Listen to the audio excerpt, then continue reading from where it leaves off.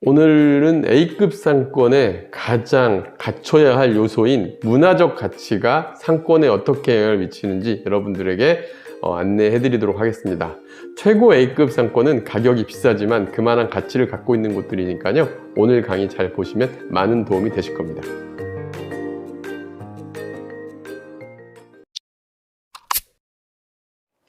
안녕하세요. 월세고스TV의 최영식입니다. 네, 저희가 A급 상권 답사를 여러 번 다니면서 영상도 올렸었는데요. 네네. A급 상권의 특징은 무엇이 있을까요? 네, 우리가 상가를 저는 이제 두 가지 상권으로 분류를 합니다. 광역 상권인 A급 상권과 지역 상권인 B급 상권으로 구분을 하는데, 이걸 이렇게 하는 이유가 있는데요. 그 이유가 이제 왜 그러냐면은 많은 분들이 신규 상가를 분양받거나 할 때 좀 과도한 가격에 이제 상가를 분양받는 경우도 있고, 최근에 심지어는 뭐 2억 이상, 우리가 전용평당 가격이 2억 이상 가는 경우도 많이 있었습니다. 그런데 이제 전용평당 가격이 이게 중요한 이유가, 임대료는 결국 전용평에서 이어지는데, 우리가 사전에 정말 최고 상권이라는 것들이 어느 정도 임대료가 받는지 예측이 가능한다면 실제로 우리가 어느 정도 가격에 사야지 적정 가격인지 여러분들이 예측을 해볼 수가 있습니다. 결국 상가는 임대료에 의해서 가격이 결정된다는 거 알고 계셔야 되는데, 그 중에 오늘은 최고 상권인 A급 상권들이 어느 정도 임대료를 받고 있고, 그리고 이런데 A급 상권이 갖춰지기 위해서는 이러한 조건을 갖추고 있는 것 중에 제일 중요한 요소인 하나를 오늘 설명드릴 건데요.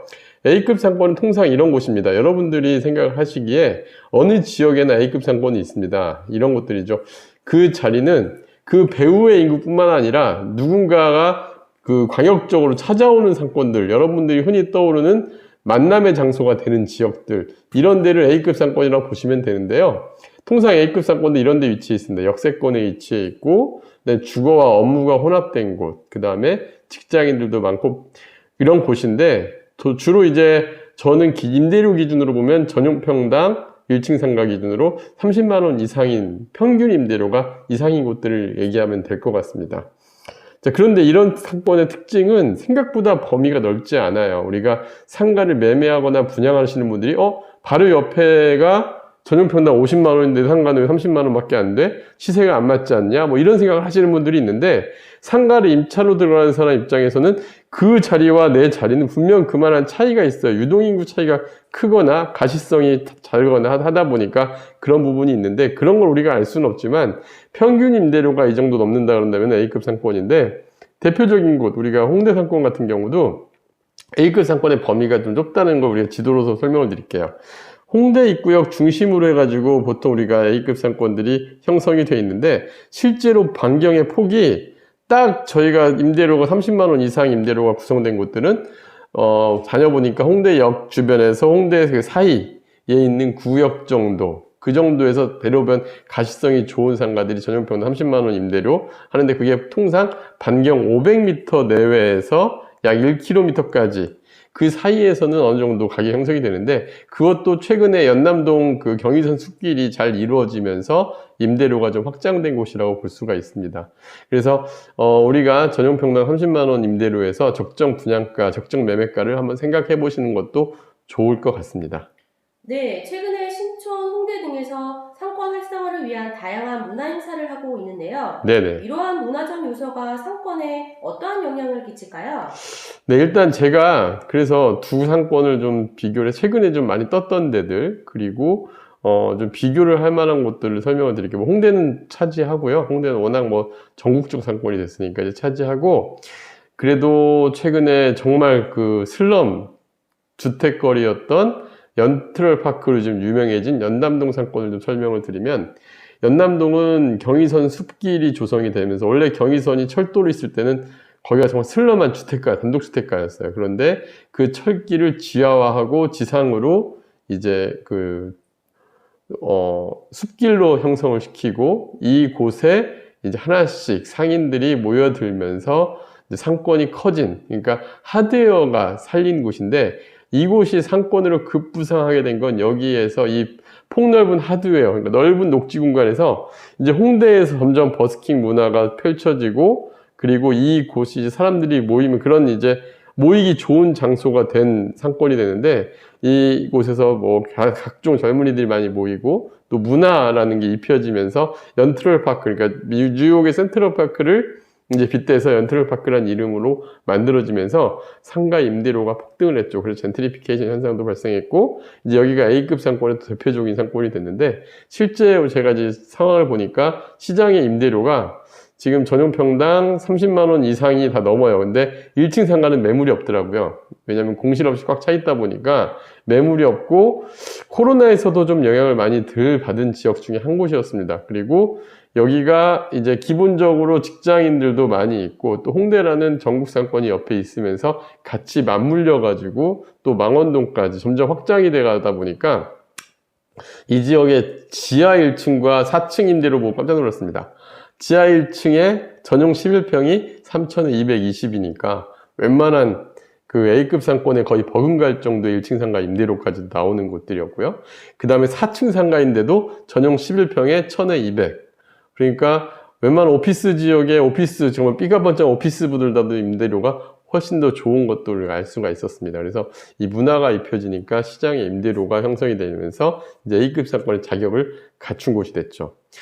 이 연트럴파크 같은 경우는 사실 연트럴파크라고 불리는 이 연남동 경인숲길 역시도 지도로 보면은 이 홍대 입구역, 공항철도 홍대 입구에서 경인선 숲길 딱 요 한 블럭이 주로 임대료가 많이 높게 형성이 돼 있어요. 그래서 사실은 막 여기도 폭이 넓지는 않습니다. 근데 보통 한 500m 정도 여기 안에 상가의 평균 임대료가 1층 기준으로 전용평 30만 원이 넘는 걸 확인을 했고요. 그 다음에 저는 가장 놀란 곳 중에 한 곳이 이곳입니다. 이제 바로 이 주변에 있는 신촌이죠.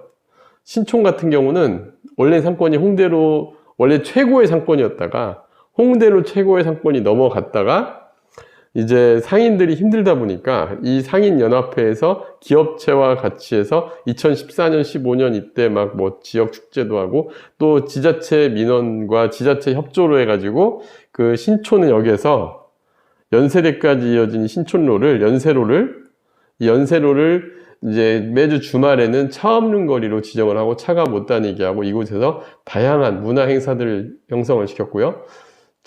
최근에는 이제 지금 코로나로 인해서 한동안 못했지만 올해부터 아마 다시 한다고 하는 물총축제 같은 그러한 이제 전 세계적인 축제로 또 하나 이제 발전시킨 그런 축제가 만들어지면서 신촌의 상권이 갑자기 확 다시 살아난 계기가 됐었죠.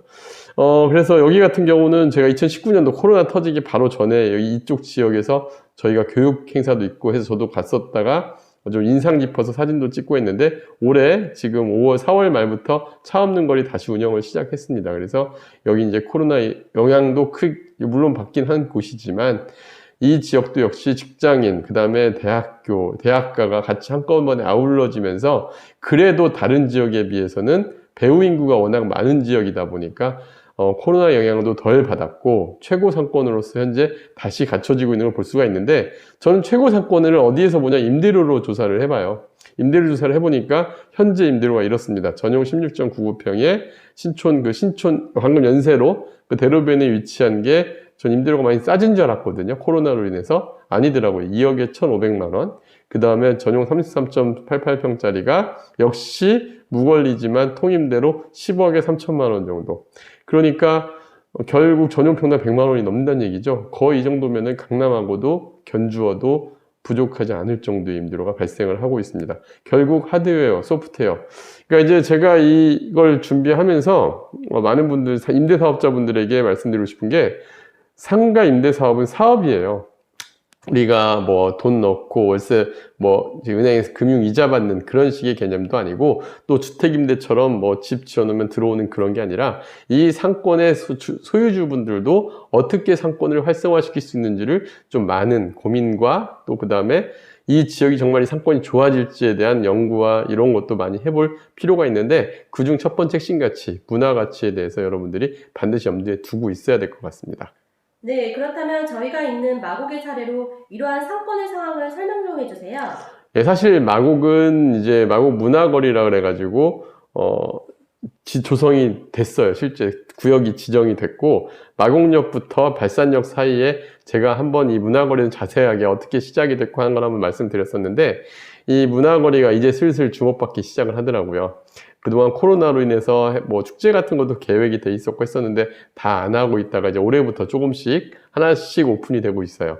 거기서 뭐 조명 시설이라든가 뭐 그다음에 플리마켓 같은 그러한 구역 같은 것도 지정이 돼 있는데요. 최근에 미디어 아트 그다음에 이런 부분들이 언론에도 타기 시작했고 사람들도 모이기 시작했습니다.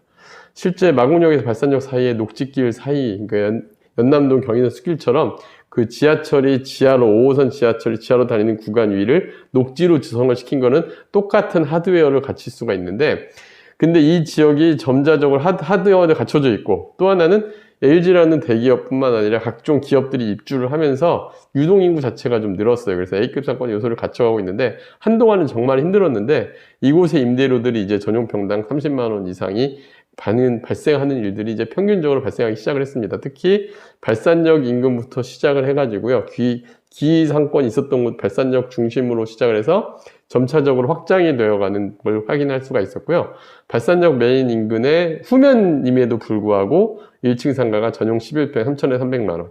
그 다음에 약간 그 역에서 그래 떨어져 있는 중앙 위치에 있는 곳도 전용 면적 11.94평이 5,000에 350만 원. 그 다음에 마곡역은 아직 상권이 활성화가 안 돼서 아직 공사 중인 곳들이 많이 있다 보니까 그럼에도 마곡역도 전용 평당 20에서 30 사이의 임대료로 우리가 나와 있는 것들을 볼 수가 있었습니다. 심지어 마곡역에도 전용 면적 물론 70평이긴 하지만 2억 1,000에 1,750만 원 임대료로 나와 있는 매물도 확인을 했었고요.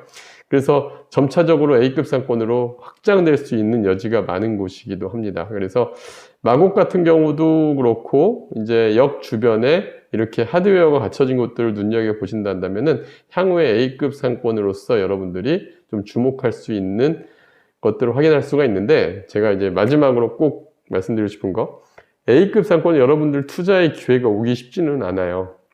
그리고 A급 상권은 변동의 폭도 클 수 있습니다. 하지만 자금이 좀 어느 정도 여력이 되고, 그 다음에 또 사전에 이제 정말 여기 공실 위험 없이 수익률은 좀 낮더라도 향후의 가치를 좀 높게 본다면 이런 A급 상권이 될 곳들, 앞으로 문화의 요건을 갖출 수 있는 곳들을 눈여겨보신다면 좋은 투자 방안이 되실 수 있을 겁니다.